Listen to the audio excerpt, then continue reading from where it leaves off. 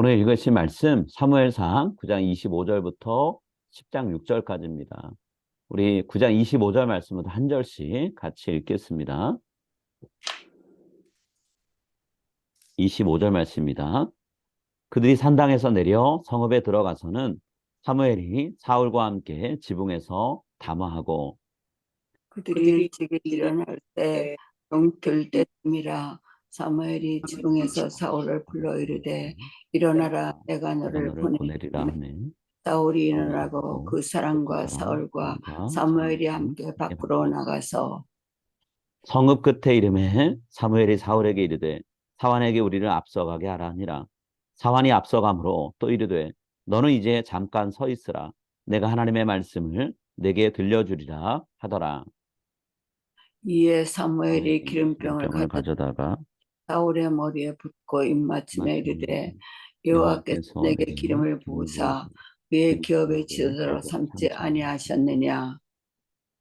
내가 오늘 나를 떠나가다가 베냐민 경계에 셀사에 있는 라헬의 묘실 곁에서 두 사람을 만나리니 그들이 내게 이르기를 내가 찾으러 갔던 암나기들을 찾은지라. 내 아버지가 암나기들의 염려는 놓았으나 너희로 말미암아 걱정하여 이르되 내 아들을 위하여 어찌하리요 하더라 할 것이요. 네가 거기서 더 나아가서 다볼 상수리 나무에 이르면 거기서 하나님을 배우려고 베델로 올라가는 세 사람을 만나리니 한 사람은 염소 새끼 이끌었고 한 사람은 떡 세 덩이를 가졌고 한 사람은 포도주 한 가지를 가진 자라. 그들이 내게 문안하고 떡 두 덩이를 주겠고 너는 그의 손에서 받으리라. 그 후에 내가 하나님의 산에 이르리니 그곳에는 블레셋 사람들의 문물이 있느니라. 네가 그리로 가서 그 성읍으로 들어갈 때에 선지자의 무리가 산당에서부터 비파와 소고와 저와 수금을 앞세우고 애원하며 내려오는 것을 만날 것이요. 함께 읽습니다. 내게는 여호와의 영이 크게 임하리니 너도 그들과 함께 예언을 하고 변하여 새 사람이 되리라. 아멘. 이 아침에 우리 소명의 증거들이라는 제목으로 함께 말씀을 나눴으면 합니다.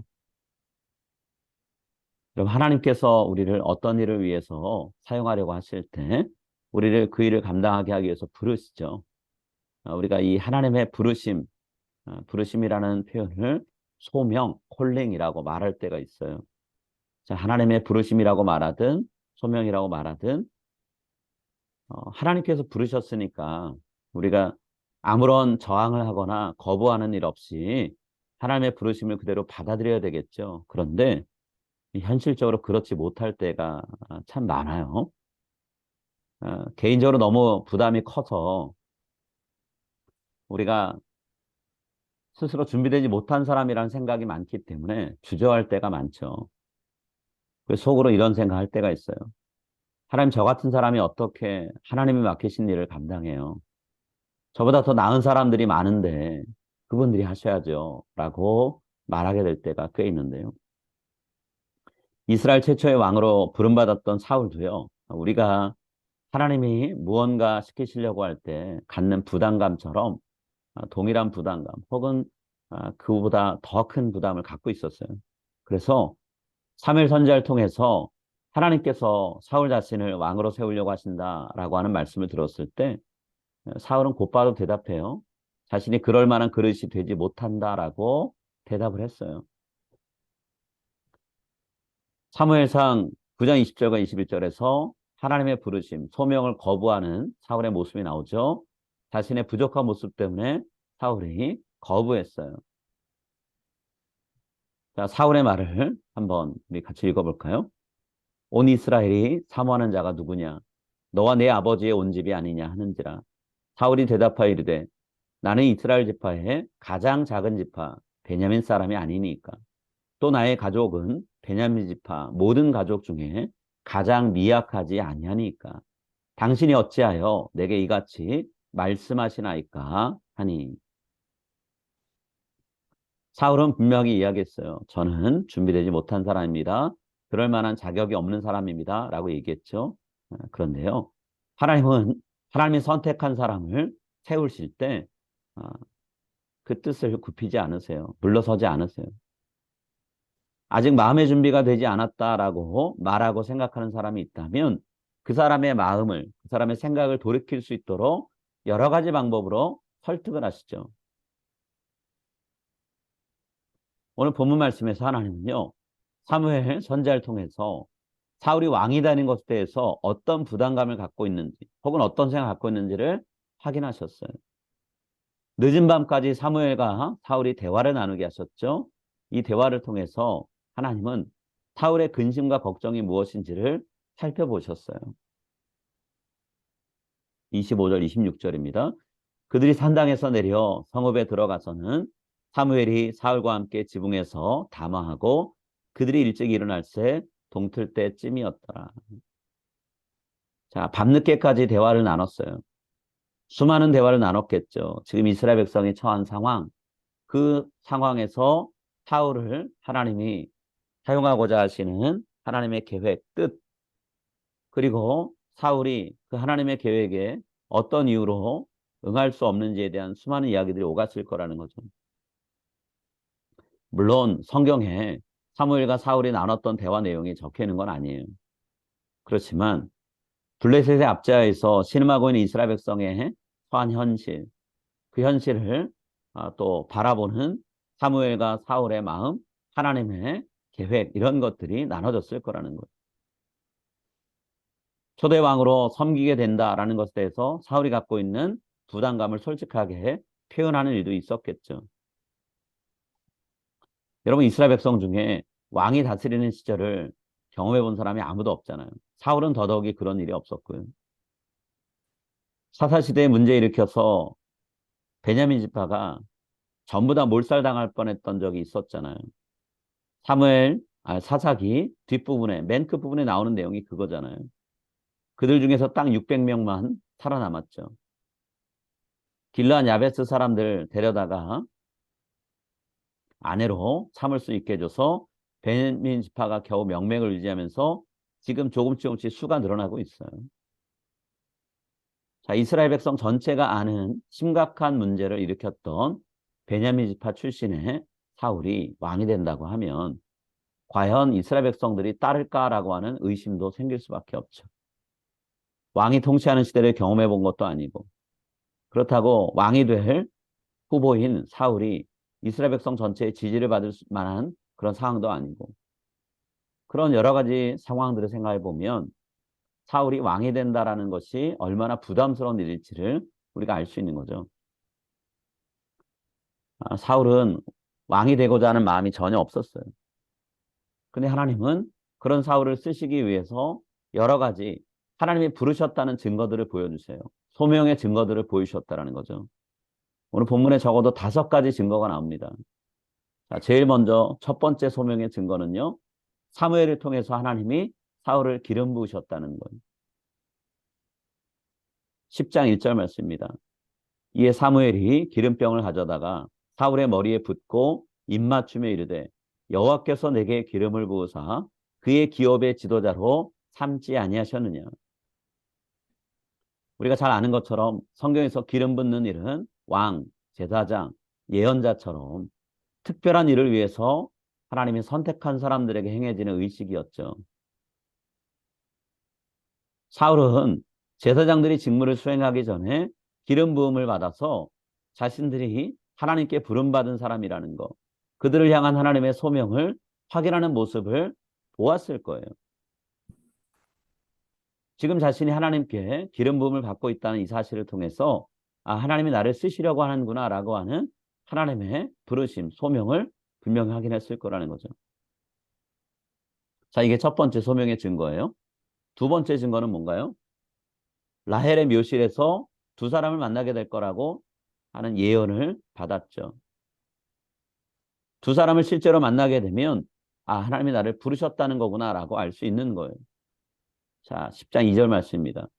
내가 오늘 나를 떠나가다가 베냐민 경계 셀사에 있는 라헬의 묘실 곁에서 두 사람을 만나리니 그들이 내게 이르기를 내가 찾으러 갔던 암나귀들을 찾은지라 내 아버지가 암나귀들의 염려는 놓았으나 너희로 말미암아 걱정하여 이르되 내 아들을 위하여 어찌하리요 하더라 할 것이요.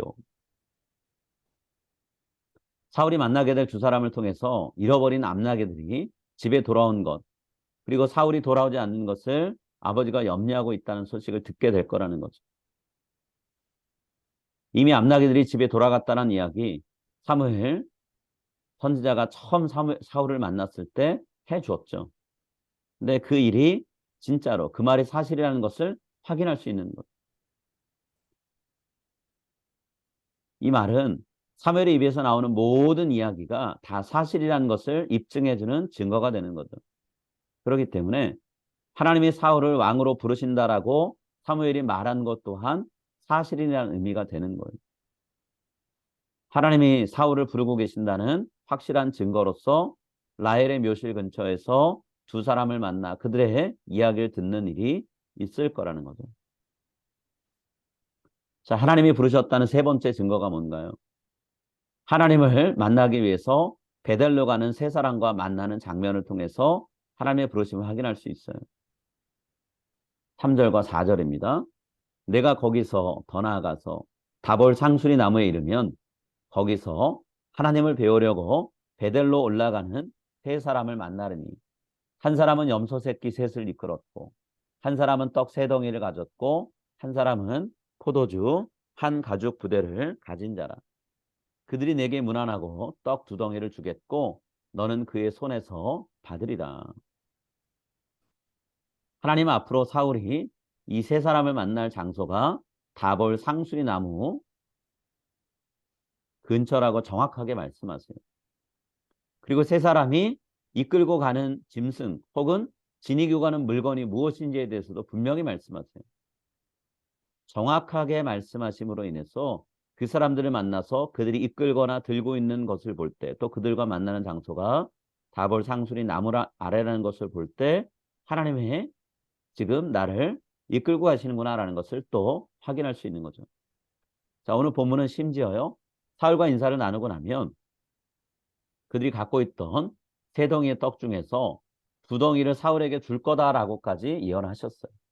자기 손에 떡 두 덩이가 들리는 것을 보면 사울이 어떤 생각할까요? 하나님이 하나하나 준비하고 이끌고 계시는구나라고 알겠죠? 이 만남이 우연한 만남이 아니구나라는 것을 생각할 수 있을 거라는 것. 사울을 향해서 하나님이 부르고 계시다는 사실을 확인시켜주기 위해서 하나님이 미리 준비하신 섭리에 의한 만남이구나라는 것을 알 수가 있는 거죠. 자, 네 번째로 하나님이 부르신다는 증거가 뭔가요? 블레셋 군대가 주둔하는 하나님의 산 기브와 엘로힘에서 선지자 무리와 만나게 될 거라는 것. 5절 말씀입니다. 그 후에 내가 하나님의 산에 이르리니 그곳에는 블레셋 사람들의 영문이 있는지라 내가 그리로 가서 그 성읍으로 들어갈 때에 선지자의 무리가 산당에서부터 비파와 소고와 저와 수금을 앞세우고 예언하며 내려오는 것을 만날 것이요. 좀 전에 하나님이 세 명의 사람들을 베델로 올라간 사람들을 만난다고 하셨던 장소를 명확히 얘기하신 것처럼 사울이 선지자들을 만나게 될 장소도 하나님 분명하게 말씀하셨어요. 하나님의 산이라고 말씀하셨어요. 하나님의 산이라고 번역된 단어는요, 기브와 엘로임이에요. 하나님이 계시는 기브아라는 뜻인데요. 사울이 살았던 고향 땅 기브아를 부르는 또 다른 이름이다라고 생각이 돼요. 자, 이곳에서 사울이 선지자들을 만나게 될 텐데 그때 그들이 어떤 행동을 하고 있는지 하나님 미리 알려주시죠. 그곳에서 이 선지자 무리가 비파와 소고와 피리와 수금 여러 가지 악기를 불면서 예언하고 있을 거라는 거죠. 예언하면서 산당에서 아래로 내려오는 선자들을 만날 거라는 거예요. 누구를 만날지 무엇을 하게 될지 하나님 하나하나 낱낱이 말씀하세요. 자, 마지막 다섯 번째 소명의 증거가 뭔가요? 성령님이 사울에게 임하셔서 사울이 갑작스럽게 예언을 하게 될 거라는 거예요. 사울은 예언자 아닙니다.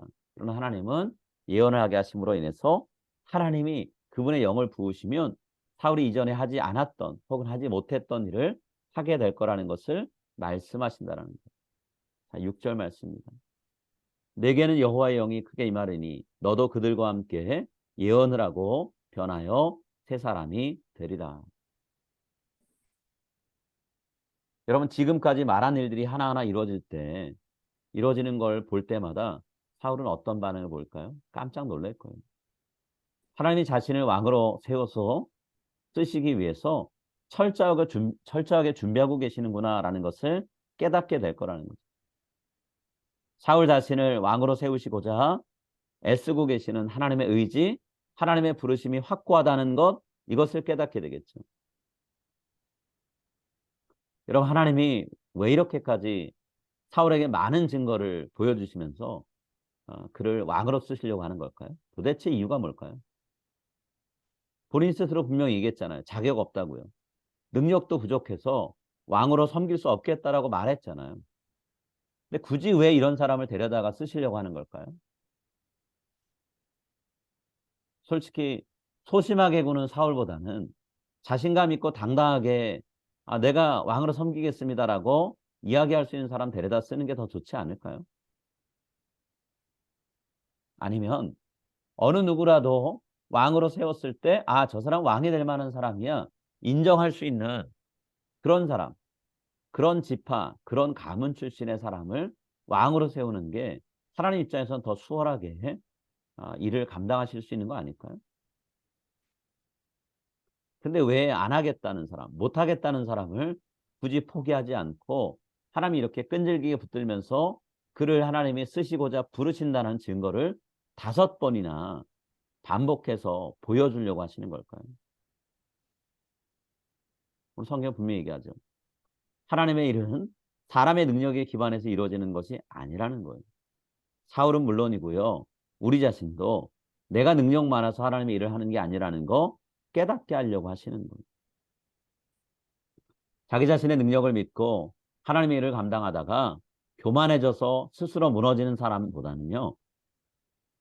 자신이 무능하고 자격 없다는 걸 깨닫고 하나님을 끊임없이 의지해서 일을 시작할 때부터 끝마칠 때까지 겸손한 사람, 늘 하나님 앞에서 낮아지는 사람을 하나님이 쓰신다는 거.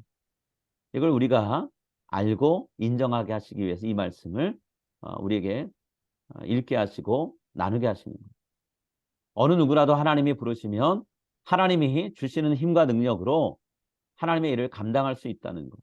예언자가 아닌 사울이 여호와의 영인 성령님이 임하셨을 때 예언을 하는 것처럼 변하고 새 사람이 되었던 것처럼 우리도 하나님이 그분의 영을 통해 우리를 새롭게 하시면 우리도 변하고 새 사람 되고 하나님의 일을 충분히 감당할 수 있는 사람 될 거라는 것을 믿게 하시기 위해서라는 거죠. 부름받은 사람인 사울보다 혹은 우리보다 우리를 부르신 하나님, 그 하나님이 더 주목받으시고 영광받게 하시기 위해서 모자란 사람, 부족한 사람, 자격 없는 사람을 하나님은 쓰신다라는 거예요. 여러분 우리가 우리 자신을 바라보면 부족하고 모자란 것들이 너무나 잘 보이죠. 그래서 그것만 바라보다 보면 저와 여러분 모두 어떤 일도 할 수 없어요. 자신감 없고 이거 안 되겠다라는 생각밖에 없죠. 그렇지만 우리를 부르신 하나님을 바라보고 하나님이 어떻게 이끌어 가시는지, 하나님이 어떻게 부족한 것들을 채우시는지를 우리가 초점 맞추면 여러분 우리가 하나님이 맡기신 일 충분히 감당할 수 있어요. 하나님이 우리를 쓰시고자 할 때는 우리가 모자란 건 모르고 쓰시려는 게 아니라 모자란 우리를 채우시고 세우셔서 쓰시고자 하는 그 마음을 이미 갖고 우리를 부르시는 거예요. 하나님께서 나를 쓰시고자 할 때 쓰실만 하니까 나를 통해 일하실 수 있으니까 부르셨구나라고 하는 분명한 확신과 믿음을 가지고 오늘 우리에게 주어진 삶을 살아가기를 간절히 소망합니다. 아멘. 능력 많아 교만한 사람보다 능력 없어 겸손한 사람, 하나님만 바라보고 의지하는 사람, 그 사람을 하나님은 크게 쓰십니다. 아멘. 아멘. 소망 가지고 오늘 우리가 아멘. 함께 아멘. 기도하는 아멘. 사람으로 말씀하는 사람으로 말씀에 아멘. 아멘. 말씀 붙들고 살아가는 사람으로 살아갔으면 합니다. 아멘. 변하여 새 사람이 되리라. 이 말씀 아멘. 마음에 아멘. 품고 오늘 하루를 아멘. 기쁨으로 열어가시길 바랍니다. 우리 함께 아멘. 같이 기도하겠습니다.